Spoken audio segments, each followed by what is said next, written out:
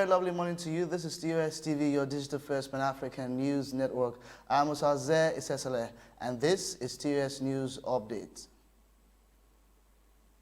Former Nigerian Aviation Minister and chieftain of the opposition People's Democratic Party, PDP, Femi FaniKayode, said his meeting with leaders of the All Progressives Congress, APC, was in national interest. FaniKayode met separately, then together, with Governor Yahaya Bello of Kogi State and Malamai Malabuni of Yobe State, who chairs the caretaker committee of the APC on registration and revalidation of party members at a guest house in Wuse, Abuja, Nigeria's capital city. Many believe the meeting could signal part of the process for the former minister, a staunch critic of President Muhammadu Buhari, to return to the ruling party. But FaniKayode, in a Twitter thread, said the meeting was beyond politics, and it amazes me that some people should feel that it is wrong for me to sit with other leaders in the country to discuss issues which touch and concern the national cohesion, future, and stability of our country, he said.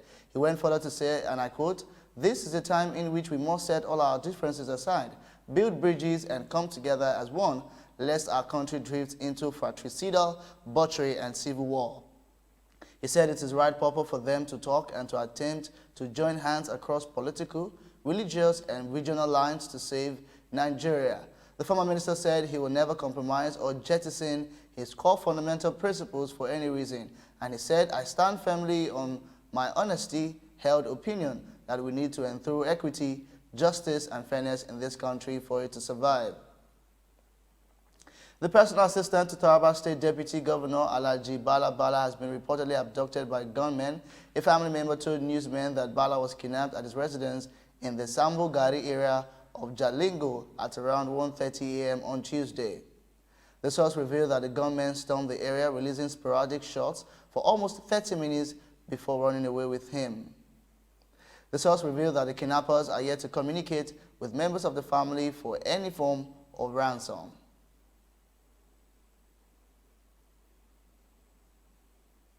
This is your digital first Pan-African news network, TOS TV. You are watching TOS News Update. Up next, developments across Africa just right after the break. Do stay tuned.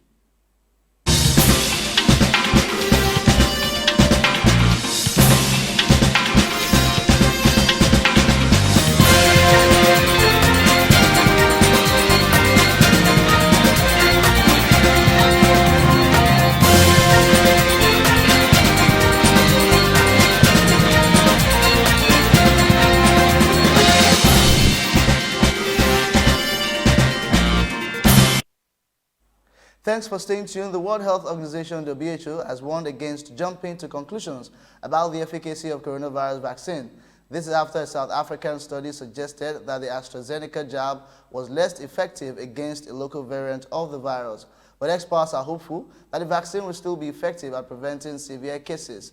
Head of WHO Tedros Adhanom Ghebreyesus said data used in the study was from a limited sample size and the participants were younger and healthier. It is important to determine whether or not the vaccine remains effective in preventing more severe illnesses, he said in a statement. But he acknowledged that manufacturers of vaccines will have to adapt to mutations of the coronavirus. This is the digital first Pan-African news network, TOS TV. You are watching TOS News Update. Up next is business, entertainment, and sports. Do stay tuned.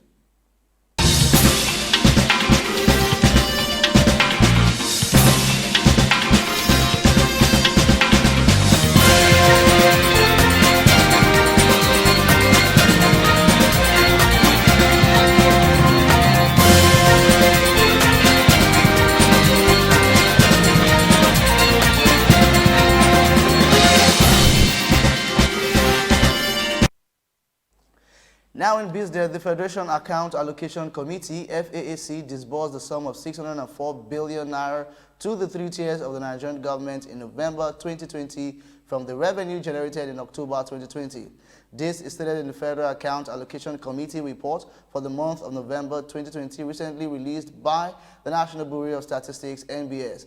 According to the report, the monthly disbursement declined by 5.6% compared to 639.9 billion shared in October 2020, and 11.4% lower than 682 2.1 billion naira disbursed in September 2020.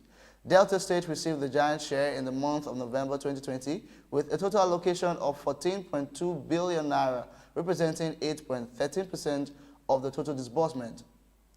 On the other hand, Cross River State received the lowest allocation of 2.49 billion. A total of 6.45 billion naira was deducted from the allocations of the 36 states as part of external debt deductions.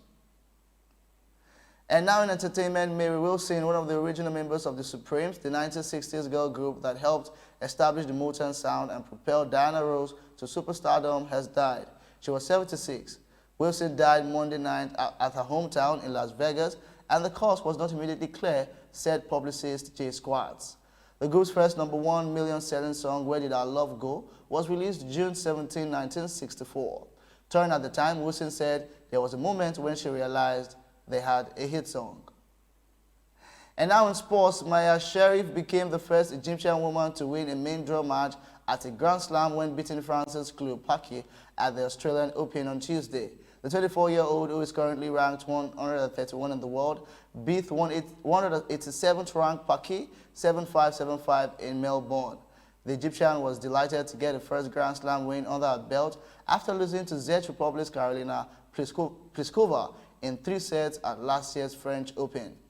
It means a lot because finally this is a barrier that I set to pass, a mental barrier, said Sherif, who has been buoyed in the past by support from fellow Egyptian Mo Salah. Former super defender Yisa Sofoluwe died on Tuesday evening at the intensive care unit of the Lagos University Teaching Hospital. The Maroc 88 Africa Cup of Nations star was diagnosed with mild cerebral atrophy, a brain disease.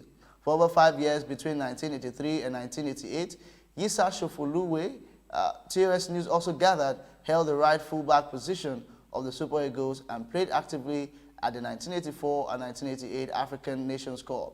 He was one-time assistant coach of the Golden Eaglets and also assisted at Gateway FC of Abeokuta.